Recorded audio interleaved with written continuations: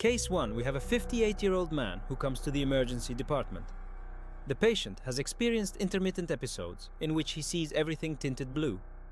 Each episode resolves within a few hours. Today, upon awakening, he noticed blurry vision in the left eye. He denies eye pain, conjunctival redness, or headache. The patient also reports tingling and numbness in his feet due to diabetic neuropathy, which remains unchanged. His medical history includes hypertension, type 2 diabetes, hyperlipidemia, and erectile dysfunction. Vital signs are normal.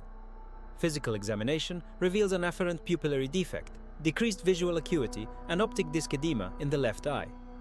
The question is, which medication should be discontinued to improve this patient's vision? The correct answer is sildenafil. Normal male erectile function involves a complex interaction between psychological and physical stimulation, along with vascular, neurologic, and hormonal systems. From a vascular perspective, erection is induced by increased blood flow into the corpora cavernosa and corpus spongiosum, along with decreased venous outflow. Endothelial factors play a key role, especially nitric oxide, which stimulates the production of cyclic GMP. This molecule mediates smooth muscle relaxation in blood vessels.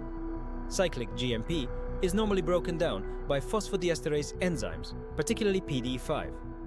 PDE5 inhibitors such as sildenafil and tadalafil prevent this breakdown and prolong erection. However, these medications can also inhibit PDE6 in the retina, which is involved in color vision. As a result, patients may experience a transient blue discoloration of vision. Less commonly, these drugs can cause sudden monocular vision loss due to non-arteritic anterior ischemic optic neuropathy. Findings include afferent pupillary defect, decreased visual acuity, and optic disc edema. Case 2. A 30-year-old woman presents with transient visual changes. She describes brief episodes of vision loss lasting about 1 minute. These episodes are often triggered by bending forward or lifting heavy objects. Over the past 3 months, she has also experienced persistent headaches, which she believes are migraines. Her BMI is 32.4 kilograms per square meter. Blood pressure is 140 over 90 millimeters of mercury, and pulse is 72 beats per minute. Fundoscopic examination shows abnormalities. The question is, what is the most likely cause of these findings? This presentation is consistent with idiopathic intracranial hypertension, also known as pseudotumor cerebri. This condition typically affects young, obese women. It presents with daily headaches, bilateral papilledema, and transient visual disturbances. The underlying mechanism involves impaired cerebral venous outflow and increased intracranial pressure. Symptoms often worsen during maneuvers that increase intracranial pressure, such as the Valsalva maneuver. Case 3. A 64-year-old man presents to the emergency department with sudden, painless loss of vision in the right eye.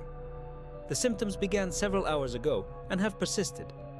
He denies trauma and has never experienced similar symptoms before. His medical history includes coronary artery disease, atrial fibrillation, and type 2 diabetes mellitus. Cardiovascular examination reveals an irregularly irregular rhythm, consistent with atrial fibrillation. There is no murmur, no peripheral edema, and pedal pulses are slightly diminished bilaterally. Visual acuity in the right eye is limited to hand motion only, while the left eye is normal. The question is, what is the most likely cause of this patient's vision loss? Acute, painless, monocular vision loss is characteristic of central retinal artery occlusion. The vision loss typically affects the entire visual field and is often permanent. Fundoscopic findings include a pale retina and a cherry red macula.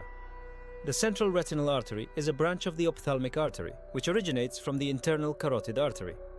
The most common causes are atheroembolism and thromboembolism.